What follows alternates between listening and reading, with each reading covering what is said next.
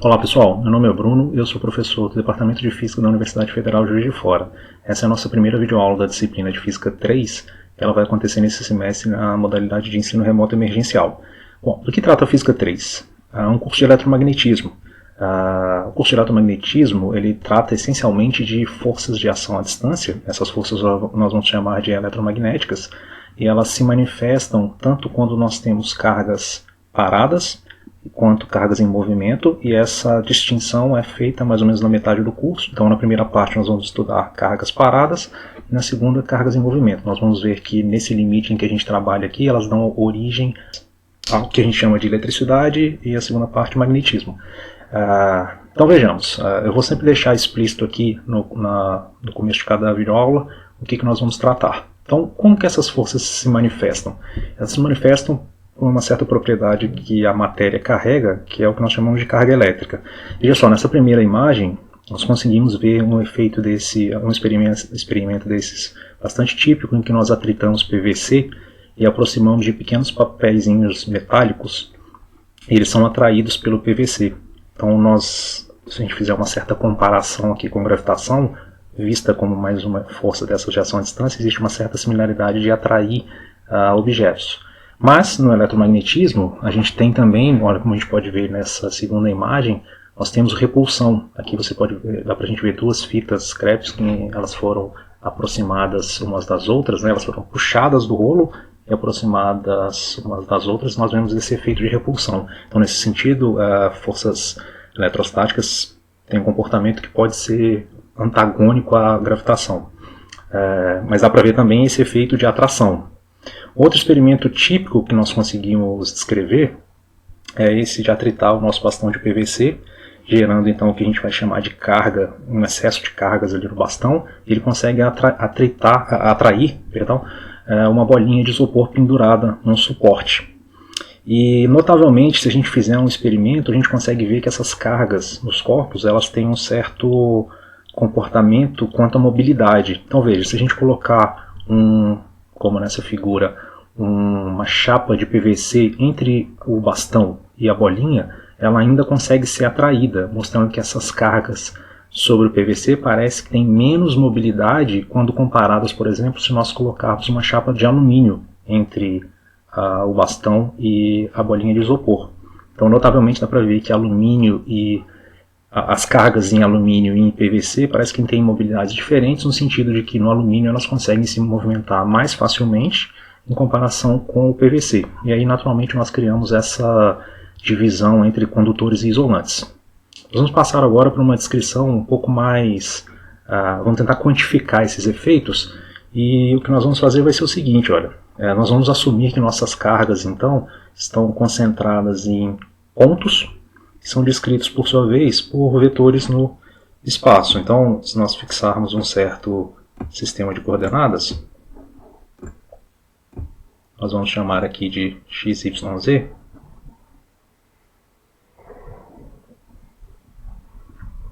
Nós poderíamos então colocar uma certa carga, que eu vou chamar de Q1 numa certa posição R1, uma certa carga Q2 numa posição R2, e nós poderíamos então tentar nos perguntar qual que é a força de atração ou repulsão que essas duas cargas fazem uma sobre a outra. Experimentos desse tipo de fato foram feitos pelo Coulomb, e ele conseguiu chegar a um resultado bastante curioso. Eu vou escrever o resultado aqui e nós vamos discutir então qual que é o significado dele. Vamos escrever nessa anotação. Então a força que a partícula 1 sente devido à partícula 2, ela depende então do valor das cargas. Então esse é o primeiro fato que ele encontrou, que quanto mais cargas então maior a intensidade da força. Depois, essa força cai com a distância entre as partículas ao quadrado. Então vou escrever módulo de R1 menos R2, que é aquele vetor então que conecta a carga 2 a 1, nesse sentido. Certo? Então esse é o nosso vetor R1 menos R2 ao quadrado. Então, sua força cai com o quadrado da distância. E ela aponta exatamente na direção da reta que une essas nossas duas partículas. Então, eu vou escrever aqui R1 menos R2, dividido, então, pela distância entre as duas, R1 menos R2. Esse fator marcado aqui entre parênteses nada mais é do que um vetor unitário. Ele aponta, então, na direção do vetor R1 menos R2, mas tem módulo exatamente igual a 1. E isso é tudo. E aí, então, a gente coloca uma certa constante aqui, K, que ajusta as nossas unidades. Infelizmente, nessa parte do curso agora não tem como descrever como a gente define unidade de carga, porque o Sistema Internacional de fato adota uma certa prescrição que envolve cargas em movimento. Curiosamente, é mais fácil nós conseguirmos controlar cargas em movimento do que cargas paradas. Aí, no momento oportuno, mais para frente, um pouquinho do curso, nós discutimos então como aparece essa unidade de Coulomb. Em princípio, então, as unidades carga, nós vamos usar a unidade de Coulomb, e essa constante K, vejamos quais são as unidades dela. Nós temos que ter força do lado esquerdo, logo do lado direito nós devemos ter uma certa combinação, então, Newton. O fator no denominador, metro ao quadrado, cancela-se com o de cima, e aqui no denominador, Coulomb ao quadrado. E adotando então essa unidade do Sistema Internacional como 1 Coulomb, K então tem o valor de 9 vezes 10 a nona Newton metro quadrado por Coulomb ao quadrado. Reparem bem na notação que nós estamos usando aqui, que essa expressão ela já leva em consideração tanto aquele efeito de repulsão quanto o efeito de atração. No seguinte sentido, se essas duas cargas, vejamos os três casos possíveis aqui, 4, mas vamos deixar um dentro do outro. Então, suponhamos primeiro que as duas cargas fossem positivas. Nesse caso, nós teríamos força de repulsão entre elas, e aí a nossa força que a partícula 1 sente devido à partícula 2 aponta na mesma direção do vetor R1 menos R2. E é isso que de fato acontece, porque esse produto todo aqui te fornece então um valor positivo. Analogamente, se nós tivéssemos as duas cargas com valor negativo, a força também seria de repulsão, e aí a nossa força ficaria apontando na mesma direção que o vetor R1 menos R2. Pi sentido, né? Agora, se uma delas fosse positiva e a outra negativa, ou vice-versa, esse produto de Q1 por Q2 seria negativo, logo a força seria contrária em sentido ao vetor R1 menos R2, levando em consideração então que nós teríamos, mostrando então que nós teríamos repulsão. Então quando você escreve essa expressão nessa ordem, colocando 1 sente devido a 2, naturalmente nós já ganhamos a direção exata da nossa força. Olha, repare que eu mantive a ordem aqui, 1 e 2. E nós naturalmente poderíamos escrever imediatamente qual é a força que a segunda partícula sente devido à primeira. Basta agora, seguindo essa nossa prescrição, o produto de Q1 por Q2 é igual a Q2 Q1, então eu posso manter a ordem. E agora eu troco a ordem dos nossos vetores. Não faz diferença quando nós escrevemos o módulo, mas faz diferença quando nós escrevemos o vetor explicitamente aqui no numerador.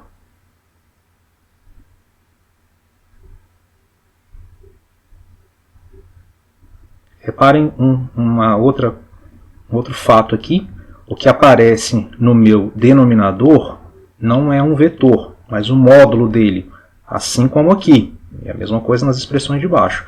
Divisão por vetor não está definido, então nós temos que levar em consideração esse fato, né? Se você vai colocar algum vetor no denominador, na melhor das hipóteses você coloca o módulo dele, como nós escrevemos aqui. É comum nosso livro-texto, por exemplo, adotar a notação em que você coloca, então, uma das partículas na origem do seu sistema de coordenadas,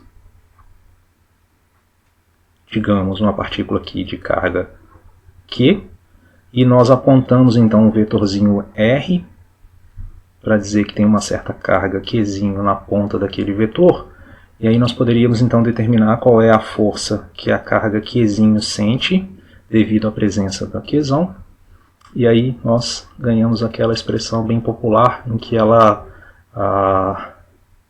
aqui nós ficamos com R ao quadrado, aqui R vetor dividido pelo seu módulo. Quando nós escrevemos então esse fator aqui, é comum escrever um R chapéu, vetorzinho unitário, e aí aparece essa expressão popular nos livros, que é naturalmente exatamente equivalente à que nós escrevemos aqui, só que com a simplicidade que nós colocamos uma das cargas na origem do nosso sistema de coordenadas, dando uma simplificada na nossa expressão para a força. Certo? Essa então é a nossa lei de Coulomb.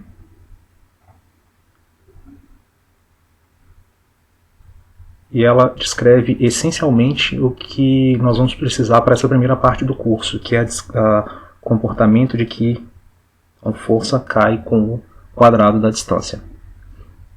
Vejamos agora então um exemplo de aplicação de cálculo de forças usando a nossa lei de Coulomb.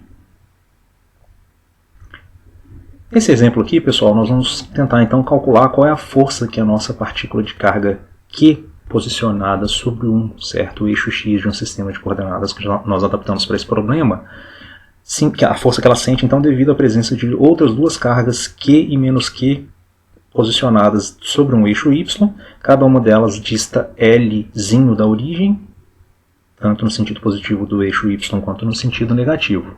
Então vejamos, a gente consegue fazer uma estimativa aqui para onde apontam essas forças, né? Então, como as duas cargas, nesse caso aqui, são positivas, Qzinho e Qzão, nós conseguimos estimar então que a força está apontada na direção da reta que une as duas. Para o lado de cá nós temos uma situação similar. E vejamos então, vou desenhar aqui a força então que Qzão sente devido à carguinha Q, e apontado no sentido, agora elas se atraem, já que a carga menos Q tem sinal oposto à carga Q.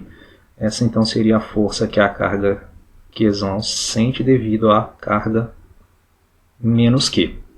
Pela estrutura do problema, dá para a gente imaginar que de fato a nossa força resultante deve apontar no sentido negativo do eixo Y. E vale aqui o que nós chamamos de princípio de superposição.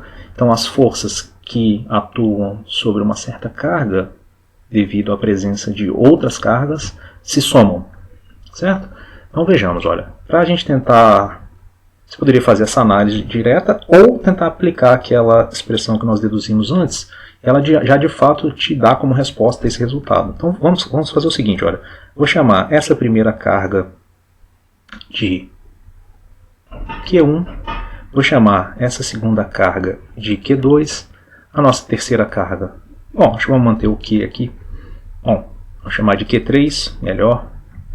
Cada uma delas então tem carga 1, posição R1, carga 2, posição R2, carga 3, finalmente, uma posição R3.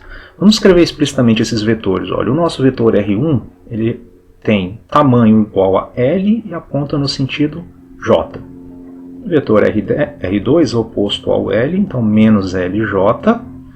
E finalmente o nosso vetor R3 é igual a um certo L apontado na direção I. Lembrando que eu estou usando aqui a nossa notação usual dos vetores I e J como a base que nós usamos para descrever vetores então no nosso espaço bidimensional. I aponta na direção do eixo X e J aponta na direção do eixo Y, certo? Vetores unitários. I e J. Vejamos então. Então a força total que a partícula de carga Q sente, ela deve ser igual à força que Q, na nossa notação, né? Q3 sente devido a Q1 mais a força que Q3 sente devido a Q2. Vejamos então. Essa força, todas elas têm aquele fator K. Agora, Q3 vezes Q1. Isso vai fornecer para a gente um... Vou escrever explicitamente aqui, depois nós traduzimos então para a nossa anotação. Então aqui vai ser Q1, Q3, mantendo então aquele nosso ordenamento de R3 menos R1, dividido pelo módulo de R3 menos R1.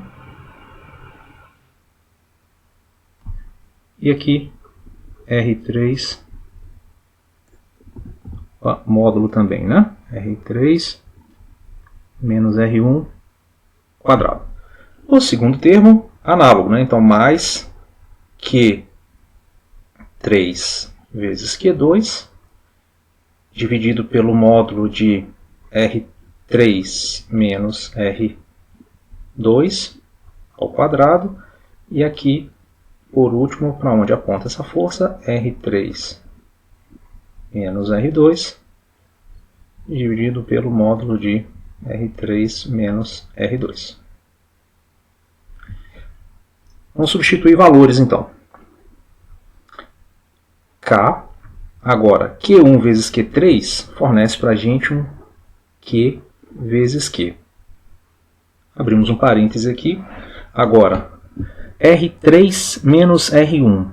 R3 menos R1, aqui, olha, então vai ser um certo LI menos LJ.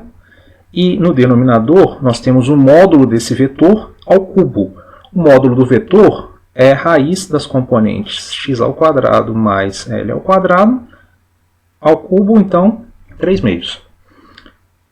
Próximo fator, Q3 vezes Q2, ele te fornece um menos K vezes Q, já está ali em evidência, e R3, de novo, LI, R2, por sua vez, é menos LJ, menos com menos, então nós ficamos com o vetor aqui mais LJ, e o denominador aqui, componente x ao quadrado mais componente y ao quadrado, raiz, fornece para a gente o módulo, mas é ao cubo, então nós ficamos com um fator 3/2. Notavelmente, olha, o vetor que aponta na direção I subtrai com o vetor que aponta na direção J e nos resta a seguinte expressão, olha. K, Q. Quando nós colocamos o denominador em comum, nós ficamos com esse fator adicionado a esse, mas com o sinal de menos. Então, olha, eu vou colocar um fator 2 aqui, multiplicado por... Eu vou quebrar essa expressão em alguns termos, só para ficar fácil da gente avaliar. Então, vamos escrever aqui 1 sobre L ao quadrado mais L ao quadrado, multiplicado por L sobre raiz de L ao quadrado mais L ao quadrado, apontado na direção menos J. Vamos avaliar essa expressão agora, qual que é o significado geométrico dela. Então veja, o fator K, Q dividido por L ao quadrado mais L ao quadrado é o módulo da força que cada uma daquelas partículas faz sobre a outra. Então é o módulo desse vetorzinho aqui, olha, ou cada um deles. Mas, como nós temos dois fatores, nós colocamos esse fator 2 aqui em evidência para deixar claro que nós vamos levar a contribuição tanto de um quanto de outro. Esse fator aqui geométrico, que é L dividido por L ao quadrado mais L ao quadrado, ele tem uma certa interpretação geométrica. Reparem só, se nós traçarmos aqui uma retinha paralela ao eixo x que conecta as pontas dos vetores de força, esse ângulo aqui é um certo ângulo, vamos chamar de θ, que por sua vez ele é somado a esse ângulo de K, que eu chamar de alfa, a soma dos dois dá 90. Como nós já temos 90 aqui está o meu θ. E aquele fator L dividido por raiz de L quadrado mais L ao quadrado é o próprio cosseno do ângulo θ. Então o que nós fazemos com esse fator aqui é pegar a componente da força que aponta na direção aqui do eixo Y. E, finalmente, olha, esse fator menos J já disse para a gente para onde ela aponta. Certo? Então essa é uma maneira prática de usar aquela nossa expressão que nós deduzimos para força de forma vetorial mais completinha, e nós já ganhamos para onde a sua força aponta e o módulo dessa força. Para concluir então, pessoal, já que nós viramos youtubers com essa modalidade de ensino remoto, se inscreve no canal, deixe seu like, ative o sininho para notificações de novos vídeos e deixe suas dúvidas e críticas aqui nos comentários para a gente poder discutir no momento oportuno. E também melhorar a qualidade dos vídeos com o passar do tempo. Obrigado, até mais.